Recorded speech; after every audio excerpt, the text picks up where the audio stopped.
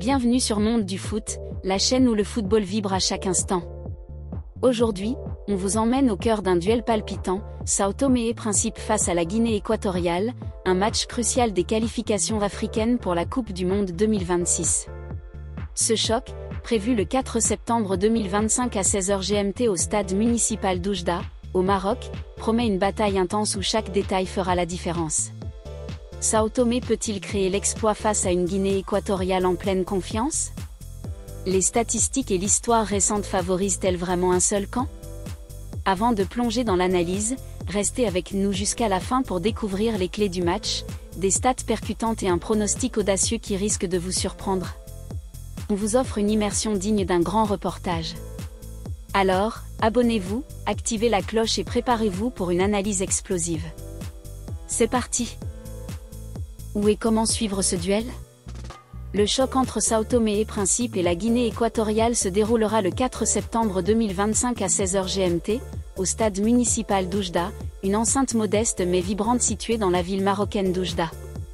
Avec une capacité de 2500 places, ce stade offrira une ambiance intimiste mais bouillante pour ce match du groupe H des qualifications CAF pour la Coupe du Monde 2026.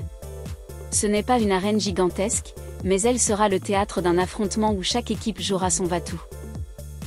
Pour les passionnés, suivre ce match en direct est un must.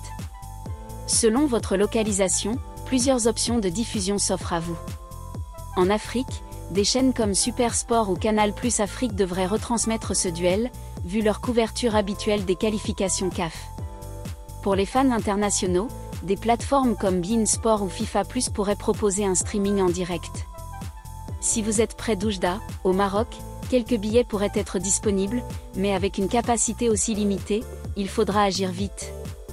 Ce duel, bien qu'opposant deux équipes au profil contrasté, est une occasion unique de vibrer au rythme du football africain, avec son intensité et ses surprises.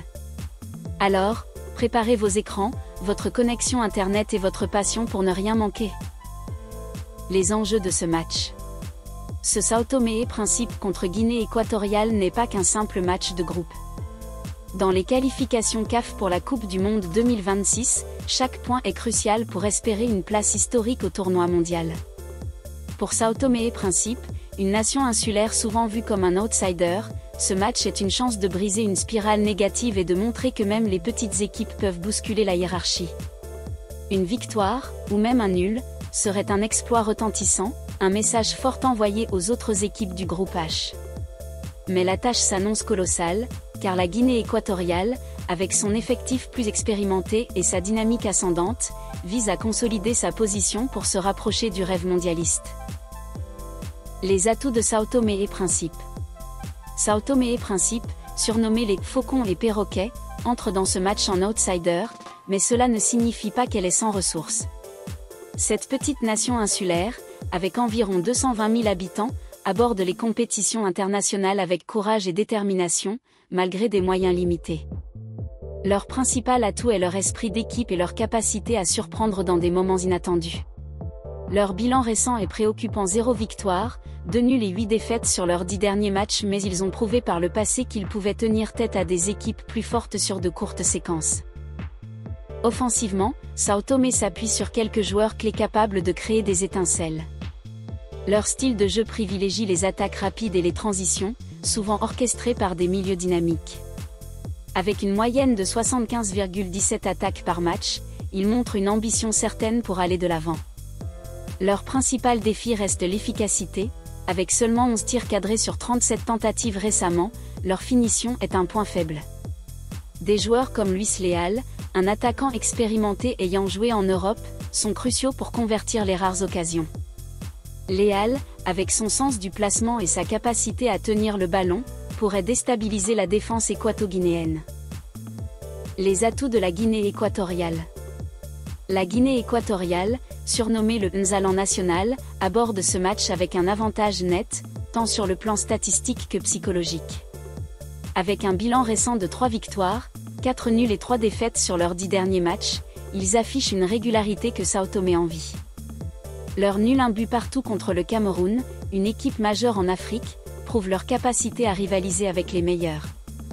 Leur victoire 2-0 contre Sao Tomé en mars 2025 renforce leur confiance pour ce duel. Offensivement, la Guinée équatoriale est redoutable. Avec 59 tirs, dont 20 cadrés, et un taux de conversion impressionnant, ils savent transformer leurs occasions en but. Des joueurs comme Emilio Nse, capitaine et buteur prolifique, sont au cœur de leur dispositif. Nse, avec son expérience européenne et son flair devant le but, est une menace constante. Le milieu de terrain, orchestré par des joueurs comme Pedro Obiang, apporte stabilité et créativité, permettant des attaques fluides. Leurs 71,83 attaques par match, combinées à un nombre élevé de corners, montrent une équipe qui contrôle souvent le rythme du jeu. Analyse et pronostic. Les chiffres et la dynamique penchent clairement pour la Guinée équatoriale. Leur efficacité offensive, 20 tirs cadrés contre 11 pour Sao Tomé, leur solidité défensive, 2 clean sheets, et leur victoire 2-0 en mars 2025 en font les favoris logiques. Sao Tomé, malgré sa combativité, souffre d'une spirale de défaites, 8 en 10 matchs, et d'une défense poreuse, 11 buts encaissés à l'extérieur. Leur manque de finition et leur difficulté à tenir 90 minutes rendent une surprise improbable. Cependant, le football africain est connu pour ses rebondissements. Sao Tomé pourrait s'appuyer sur des contre-attaques rapides et une motivation décuplée pour gêner leur adversaire.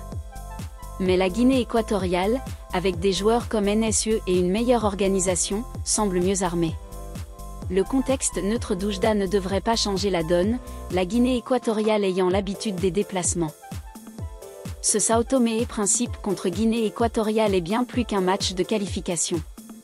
C'est une histoire de détermination, d'ambition et de contraste entre deux nations aux réalités footballistiques différentes. Sao Tomé jouera avec le cœur, espérant créer l'exploit, tandis que la Guinée équatoriale cherchera à imposer sa supériorité pour avancer vers la Coupe du Monde 2026. Les statistiques et la forme récente favorisent clairement les Équato-Guinéens, mais dans le football, rien n'est jamais acquis. Alors, qui sortira vainqueur de ce duel à Oujda? Sao Tomé réussira-t-il à renverser la vapeur, ou la Guinée équatoriale confirmera-t-elle sa domination? Dites-nous votre pronostic dans les commentaires et partagez cette vidéo avec vos amis passionnés de football. N'oubliez pas de liker, de vous abonner à Monde du Foot et d'activer la cloche pour ne rater aucune de nos analyses.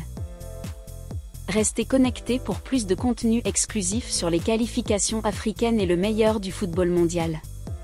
À bientôt pour un nouveau rendez-vous.